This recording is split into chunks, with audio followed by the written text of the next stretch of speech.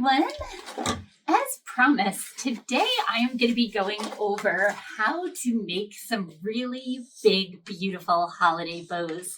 These bows can be used for things like wreaths, they can be used for gift wrapping, any number of things. We also see these types of bows used for Valentine's Day a lot. You'll see those on big dozen rose arrangements, box rose arrangements, and things like that. So many florists have gotten away from making these big giant bows. I think mainly because a lot of people just really do not know how to make these. They've never been properly taught. If you go to our website, I'm actually going to be creating a whole series on just how to make proper bows for floral designs. It is one of those things, I don't think it's ever really going to go out of fashion. I know there's a lot of people that are kind of saying, oh, it's fine to just do a little like shoestring bow on packages and gifts and things that are coming out of flower shops. But in my opinion, things just don't look finished. They don't look professional when they're sent out that way, especially during the holidays. I remember just walking around this beautiful historic village a few years back, and every shop had beautiful wreaths on it. It was just beautiful. But the window boxes throughout the village were just the saddest looking things I've ever seen. All the bows were really floppy and poorly made. And I remember just thinking, like, someone needs to just show whoever made those how to make a proper bow. They would have been so much more beautiful. They just didn't match anything else in the town. Sorry, I have a dog that's attacking a box right now. Leave that be. Hey, leave it. Once again, I'm filming by myself. So, yeah, I wanted to show you probably the most difficult type of bow to make first. This is the bow that you see on every wreath, everywhere you go during the holidays. It's made with that really old-fashioned Velcro-proof ribbon. This came from Beckwith back in the day. C&G ribbon makes it. All florists have this. Sadly, you see this on a lot of like cemetery engraved blankets, those types of things, because it is waterproof. This ribbon has a shiny side to it that's kind of almost like plasticky, and it's also got velvet. There is no wire in this. You're just doing this free form, which is why it's really important to learn how to make one of these bows. I don't think I have quite enough on this roll, so I'm going to be using the Victorian pink kind of color instead. So basically, I'm just going to show you a simple 8-loop bow.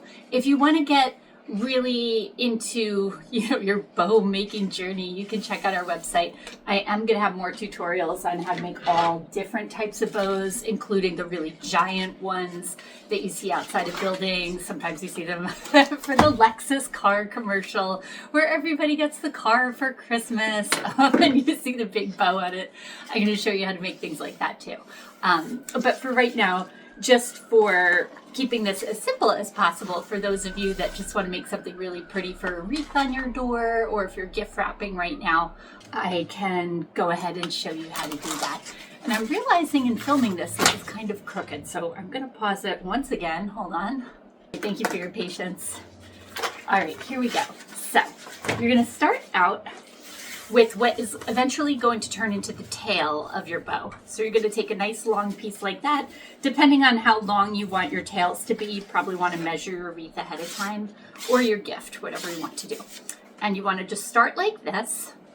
And what I'm going to do next is I'm going to start crimping this center part of my bow. And I'm just kind of wiggling my hand and pinching this part of the ribbon. So I'm going to show you that up close. See the way I've gathered that? That's all I'm doing, and I'm going to be doing that throughout the process as I make this bow. So we have that part. Then next, I'm just going to fold it, and that is going to make my first loop. And I'm going to do the same thing. I'm just going to pinch and kind of wiggle my hand across it like that. Just like this. See, very, very simple. Nothing too crazy. Okay, I think we can handle that part, right? All right, so next we are going to fold a loop the same size as the other loop that you just made. And once again, I'm just gonna wiggle my hand across and pinch that. I'm just gonna wiggle and pinch and wiggle and pinch. Okay, and just checking for consistency, these are the same size loops, okay? All right, so it's almost like a little butterfly at this point. So now, my longer part here, that's still attached to the roll of ribbon, we're going to make a loop onto the other side, just where my first loop began. See that, guys? Very simple. And you want to make sure that it's the same. I'm making all of these loops the same size. Again, if you watch our website, or if you go to our website, I'm going to show you how to make bows that have like a center bubble in the center of them and additional ribbons, all different sizes around. Different loops are going to be all different sizes around. But again, this is just a simple 8 loop, anyone can make it kind of bow. So once again, same size loop. We're just going to wiggle our hand across and pinch. So it's almost like a little fan shape, almost like a little accordion kind of that you want to get when you pinch these. And then next, so there's 3 right now. 1, 2, 3. So then I ended up on this side over here. So now we're just going to do the same thing that we did on this side over here on this side. Just gonna fold this, make sure it's the same size as its partner. Same thing. Just wiggle and pinch. Okay, so right now we have 4 loops. Can you see? 1, 2, whoops, 1, 2, 3, 4. Okay, all right. And then you're just going to keep repeating this process. This is a lot easier to do if you're not using this hard, crunchy velvet and plastic ribbon. But again, I just wanted to show you the most difficult type, just to show you it can be done. It just takes a lot of practice. So now I'm doing my 3rd one. Wiggle, pinch, just like that. See how it's starting to form? Same thing on this side. See, guys? I'm gonna give you another little up close just so you can see this a little better. And this takes a while to get the hang of. So if you're someone who just bought a flower shop and this is your first season doing the holiday things, this takes a long time to learn. A lot of florists struggle with this. And again, this is the reason you're not seeing a lot of these bows anymore. People just don't want to take the time to learn or practice, or sadly, a lot of people think they want to be florists. And after a year or two, they burn out and say, oh my gosh, this is so much harder than I thought it was going to be. It just takes a lot of practice. There is no, I say this all the time. Every time someone comes to me and they say, oh, I've always wanted to be a florist. There's no express lane. You can't just take one course and say, all right, I've got it all. Like, one of my mentors is in her 90s, and one thing she always told me was that you can live to be 200 years old and you're always going to be learning something new every single day in the floral design world. And she's right. I'm still learning something every single day. Every place I go, every florist I talk to, I'm still always learning. So there is no express lane for having a floral business, being a floral designer. Like, you're just always working and always perfecting your craft. Okay, so sorry. I always go off on tangents. I think you kind of know this if you've seen some of our other videos by now. All right, so 1, 2, 3. 1, 2, 3. Okay. And then this is going to be our last loop, guys. So we're almost there. We're almost in the finish line. My hand is like falling asleep as I'm pinching this and holding it and chatting. All right, so wiggle. Just pinch this and wiggle your hand as best as you can at this point. My hands are freezing. I was just outside It's not snowy today, but it is just cold. It's just really, really cold here. Okay, and then the last one, same thing, just going across to the other side right here. Wiggle, pinch, wiggle, pinch, wiggle, pinch. Okay, hooray! We made it. All right. So in this case, do I want to do a 5th loop? I could do a 5th loop. Now I'm just going to show you a basic one. All right, so that's pretty much where we're at. Now this part's really important. Do not lose the center of your bow. Don't give up just yet, guys. You're going to take a piece of straight wire, like we use all the time here, and we're just going to fold it in the center, kind of like a bobby pin. Just make it a little V shape, kind of like a seagull, like you used to draw if you were a little kid. Every little kid always drew like the sunshine on their paper, and little birds were always in the shape of these. Okay, so anyway, you're going to take your wire like that, and you're just going to drive it into the center of all of those loops that you made. So you have 4 loops on one side, 4 loops on the other side. Whoops. And now this is the part where your bow might just get a little crazy and come a little bit loose on you. Do not panic. Again, this takes a long time to learn, and this is the most difficult ribbon to make this out of. If you're using satin ribbon or wired ribbon, oh my gosh, wired ribbon is going to be perfect. Probably like 3 tries and you'll be making perfect bows. But if you find yourself in a flower shop and you're making these, they do take time. All right, so here I'm just going to chop the bottom of my tails off. Okay, so far this is how it's looking. Kind of, we're halfway there. It's pretty good. But now you want to go in. I'm going to show you this part up close. All you want to do, if you look in here, it's kind of flat in that area. Nothing too much happening. It's a pretty bow, but it's not perfect. So you're going to want to go in and straighten these out a little bit more.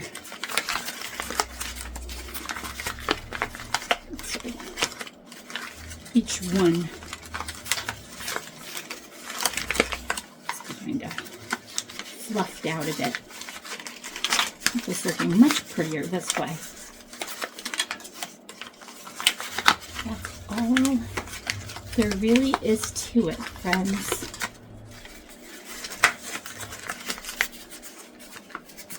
There we go. Then that's that. That would look so pretty, just on a little wreath outside your door. And then that's nice. You also have the back part here. Whoops, I went a little crazy with my twisting. The wire really is key to making bows look really, really beautiful, because it holds all of this really neatly and tightly, and it doesn't want to come unwrapped on you. Some people just tie the center with more ribbon, but that has a tendency to really come loose on you. And the other thing I'll show you is you can use hyacinth stakes. These guys here, if this was going to be something you wanted to put outside in window boxes or anything like that, all I do is take the hyacinth stake and the wire and wire it around like that. If you were working in a flower shop, you're probably going to want to cover that with tape to make it look a little bit more professional. But, if you guys know me and I'm decorating my house, I cut corners all the time because it's just here. It's for us. It's for my family and my friends, and nobody is that picky. But of course, if these are for paying customers, you really want to do your best job and put your best foot forward so you have happy return customers. So that's basically it. You can master this, guys. It just takes a lot of practice. I can show you really quick how this would look on a satin bow as well.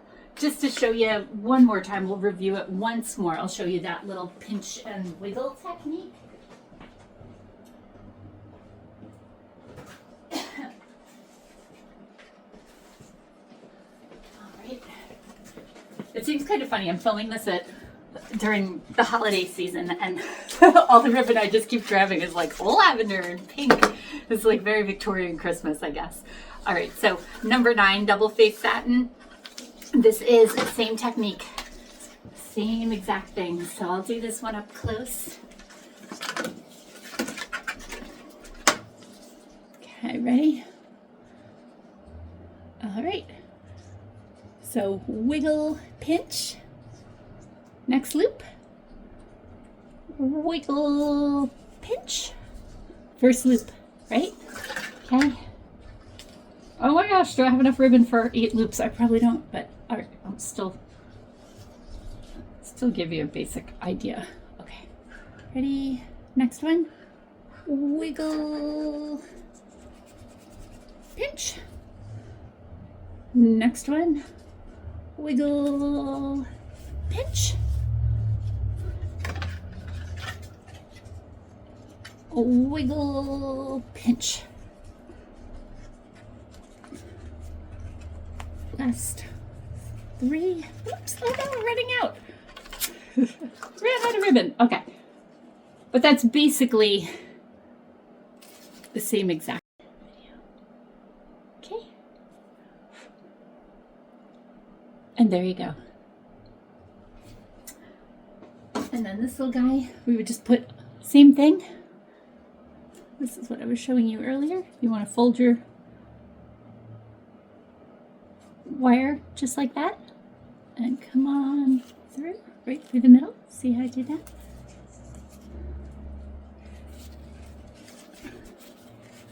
That's the back of it. See? Okay, and then we're just gonna twist, twist, twist, twist, twist. Ta-da! And again, this is like a 6 loop bow. Not even, it's a 5 loop bow. Okay, but still much, much prettier than just one of those shoe tying bows. I mean, for heaven's sakes, guys, you can do this. You can definitely do this, florists. If you're watching this and you're afraid to use the Velproof one, I get it. That takes a lot of practice and a lot of time to learn that. But the satin ones are really simple to make, and my gosh, anybody could do this with wired one, whether you're a florist or not. The wired ribbon, if you use this technique, will give you absolutely beautiful bows.